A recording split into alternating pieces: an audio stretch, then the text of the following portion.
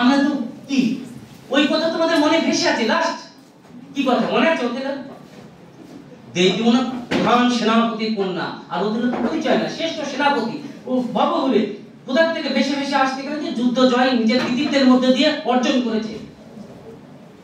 দেবদীমনার পিতা সবার সামনে দাঁড়িয়ে বললো আমার মেয়েকে ফুসলিয়েছে অল্প বয়স ওথেলো দায়ী।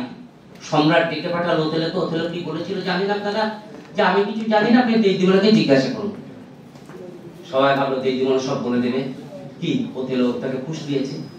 সবার সামনে যখন দেবদীমনাকে জিজ্ঞাসা করা হলো দেবদীমনা একটা কথাই বলেছিল আমি ওথেলোকে ভালোবাসি ওথেলো আমাকে ভালোবাসে কিনা আমি জানি না। গল্প শেষ।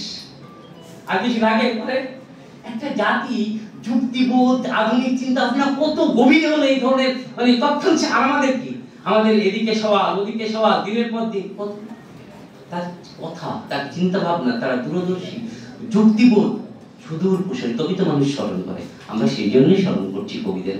নমস্কার, সকলে ভালো থাকবেন। বড়দের শ্রদ্ধা, ছোটদের ভালো।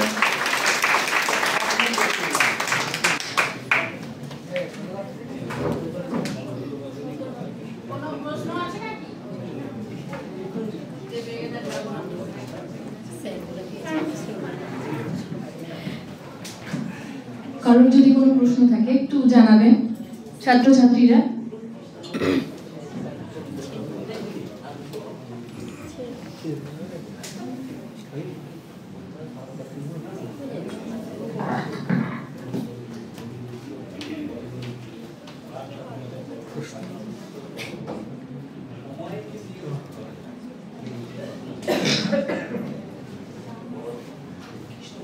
ধন্যবাদ জানাই মাননীয় মহাশয়কে।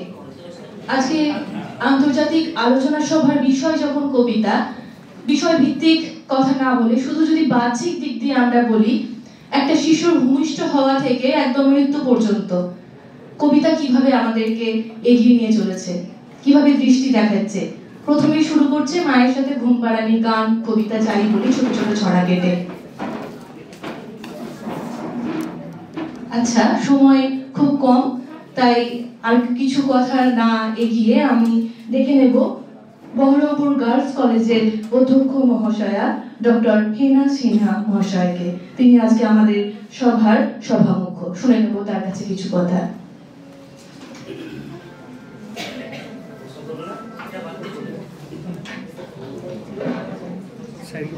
নমস্কার, ধন্যবাদ সঞ্চালিকাকে। প্রথমেই আমি বলি আজকে আমাকে এই ধরনের একটা আন্তর্জাতিক আলোচনা সভায় সম্মানিত করার জন্য এই কলেজের কর্তৃপক্ষকে এবং অধ্যক্ষ ডক্টর সৌমিত্র করকে আন্তরিকভাবে ধন্যবাদ জানাই এবং ধন্যবাদ ও কৃতজ্ঞতা জানাই আয়োজকদের। মঞ্চে এবং মঞ্চের বাইরে উপবিষ্ট সকল সুধীজনকে আমার যথাযথ সম্ভাষণ ও সম্মান। আমরা এই আলোচনায় দুটি বক্তব্য শুনলাম।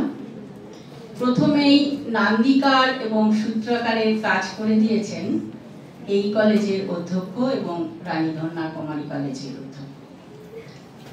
সুন্দরকার করে তারা সূত্রটি বেঁধে দিয়েছেন আজকের আলোচনা সভায়। মূল বিষয় হলো বাংলা কবিতার ৩ ভুবন শতবর্ষ পেরিয়ে ফিরে দেখা। যে ৩ জন কবি আলোচনায় এসেছেন, কবি নজরুল ইসলাম, জীবনানন্দ দাশ এবং কবি নীরেন্দ্রনাথ চক্রবর্তী, ৩ জনেই শতবর্ষ অতিক্রান্ত কবি। আজকে 2025-এ দাঁড়িয়ে তাদের শতবর্ষ অতিক্রম করার পর কেন আমরা তাদেরকে নিয়ে আলোচনা করব এবং তাদের লেখা কবিতা কতখানি সময় উত্তীর্ণ হয়েছে। যদি তাদের সময় উত্তীর্ণ হয়ে থাকে তাহলে আজও তারা কোন জায়গায় অবস্থান করছেন, এই প্রশ্নগুলোকে সামনে রেখেই আজকের আলোচনা চক্র। প্রথমেই বলি, প্রথম বক্তা ডক্টর জয়গোপাল মণ্ডল খুব সুন্দরভাবে উপস্থাপনা করেছেন। একই সঙ্গে কবিতার কথা কবিতায় বলেছেন এবং সুরারোপিত করে তিনি গানও গেয়েছেন। উপস্থাপনাটি খুব সুন্দর। তার আলোচনায় উঠে এসেছে রবীন্দ্র উত্তরকালের আধুনিক কবি। কবিতা কখন কবিতা হয়ে ওঠে, কবিতাকে হয়ে উঠতে হয়।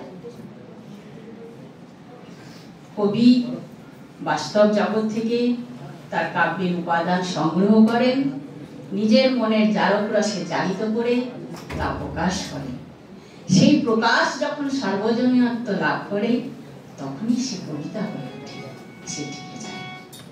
এখন প্রশ্ন হলো সে কবিতা কতদিন টিকবে? উনি খুব সুন্দর করে ব্যাখ্যা করেছেন। কবিতা হয়ে উঠতে হয়, কবিতাকে টিকে থাকতে হয়, কবিতাকে শাশ্বত মাত্রা লাভ করতে হয়। সেই প্রসঙ্গে উনি এনেছেন কবিতার আধুনিকতা। অনেকের অনেক সংজ্ঞা দিয়ে উনি বুঝিয়ে দিয়েছেন আধুনিকতার দিকটি। সেখানে আমি একটু যোগ করি। রবীন্দ্রনাথের কথা বলেছেন, আধুনিক সাহিত্যে রবীন্দ্রনাথের কথা বলেছেন, অন্যান্য সাহিত্যের কথা বলেছেন। সেখানে আধুনিকতা হলো একটা মর্জি, আধুনিকতা হলো বাঁক ফেরা। এক জায়গায় চলতে চলতে যখন একটা সুনির্দিষ্ট পথে বাঁক ফেরে, মর্জি, সেটাই হলো আধুনিকতা। আমরা যে আধুনিকতার কথা বলছি সেটা উত্তর আধুনিকতা কিনা এই নিয়ে উনি অনেক কথা বলে গেলেন। সেখানে আমি একটা সংযোজন করব, রবীন্দ্রনাথের কথাতেই আমরা যখন বাঁক ফিরি, আধুনিকতাকে স্পর্শ করি, সেটা শাশ্বত মাত্রা লাভ করতে হয়। কাজেই যে কবি শাশ্বতভাবে আধুনিক, তিনি সব কালের জন্য আধুনিক। মডার্নিজম, পোস্ট মডার্নিজম তত্ত্বগুলো এসেছে, কিন্তু আমরা যদি এইভাবে বলি যে তিনি শাশ্বতভাবে আধুনিক, যে কারণে রবীন্দ্রনাথ আজও প্রাসঙ্গিক। এই শাশ্বতভাবে আধুনিকতা ধরেই এই তিনজন তারাও সেই মাত্রা শত বছর পরেও অতিক্রম করছেন। কিভাবে? যে তিনজন এসছেন আমাদের তিন ভুবনের আলোচনায়, যে তিন কবি, দেখুন যে সময় থেকে তারা লিখছেন, নীরেন্দ্রনাথ অনেকটা পরে, তখন কিন্তু রবীন্দ্র প্রতিভা একেবারে মধ্যগগনে। প্রথম দুজন কবি, কবি নজরুল ইসলাম এবং জীবনানন্দ দাশ, তারা ওই রবীন্দ্র বলয়ে থেকেও নিজস্ব একটা জগৎ তৈরি করেছেন। সে বিদ্রোহের ভাষাতেই, সমসাময়িক কালো চেতনার উত্তরণে, কিংবা দেশ কাল সমাজের কথাতে। কি নজরুল, কি জীবনানন্দ। পরবর্তীকালে আমরা পেলাম তাদের আরো কনিষ্ঠ নীরেন্দ্রনাথ চক্রবর্তীকে। তারও কিন্তু এই যে সত্যদ্রষ্টা কবি, আমরা যা দেখি সেই দর্শন, সত্য দর্শন আমাদের কবিতার মাধ্যমে পাঠকের কাছে পৌঁছয়। সেই সত্য কথা বলার স্পর্ধা কবির থাকতে হয়। যে স্পর্ধা দেখিয়েছেন নজরুল ইসলাম, যে স্পর্ধা দেখিয়েছেন জীবনানন্দ দাশ, এবং পরবর্তীকালে কবি নীরেন্দ্রনাথ। এখন প্রশ্ন হলো, এই তিনজন কি আগামীতেও থাকবেন, বা কিভাবে আমাদের ছাত্রছাত্রীরা এই তিনজন কবির কবিতা বা তাদের দেখানো পথ আগামীতে নিয়ে যাবে? একটা আলোচনা সভায় আমি নীরেন্দ্রনাথ চক্রবর্তীকে পেয়েছিলাম। সেই আলোচনা সভায় একটা প্রশ্ন উঠে এসেছিল যে আধুনিক কবিতা খুব দুর্বোধ্য, কি করে আধুনিক কবিতার কাছাকাছি পৌঁছে যাবে যা সহজবোধ্য করে উঠবে। সেই আলোচনা সভায় নীরেন্দ্রনাথ চক্রবর্তী উত্তর দিয়েছিলেন, অপেক্ষা করো, অপেক্ষা করো, কবিতার চর্চার মধ্যে থাকো, একদিন ঠিক কবিতা সহজ হয়ে উঠবে। এই যে তিনজন কবির আলোচনা আজকে হলো বা আগামী দিনেও হবে, প্রত্যেকেই কিন্তু আশাবাদ করেছে। শেষ করব নীরেন্দ্রনাথের কথাতেই। ও আরেকজনের কথা তো কিছুই বলা হলো না, কিছু মনে করবেন না।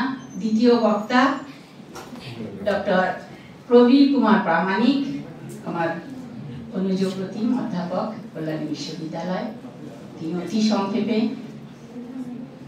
নজরুল ইসলামের কথা খুব সুন্দরভাবে বলেছেন, দৃঢ়তার সঙ্গে বলেছেন।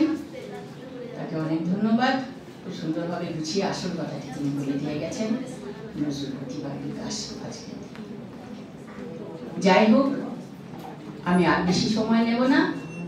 আমি শেষ করব এই বলেই যে অজয়বাবু যে কবিতা প্রশ্ন রেখে যে আমাদের কি নোটটা ধরিয়ে দিয়েছিলেন, কোন পরিস্থিতিতে আমরা আছি, আগামী দিনে কবিতা চর্চা আলোচনাভাবে কোন দিকে আগাবে, এই আলোচনা সভা থেকে উঠে আসবে। আগামী দিনে কবিরা, এই তিনজন কবি, তাদের দেখানো পথ, তাদের সত্য দর্শন ছাত্রছাত্রীদের মাধ্যমে সমাজের উপযোগী হয়ে উঠবে। তার জন্য কি করতে হবে? বীরেন্দ্রনাথের ভাষায়, অপেক্ষা করো, অপেক্ষা করো। আজ নয়, কাল নয়, কিন্তু হবে একদিন। নমস্কার। ধন্যবাদ জানাই। সভা মুখ্য আসন অলঙ্কৃত করেছেন সম্মাননীয় ডক্টর হেনা সিনহা মহাশয়া। উপস্থিত ছিলেন আমাদের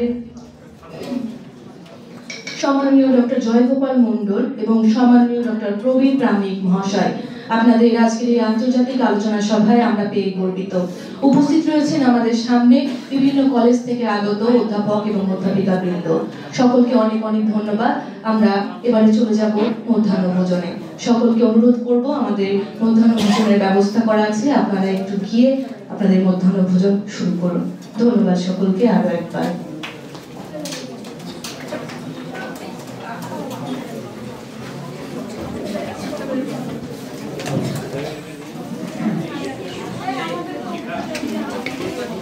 Thank you.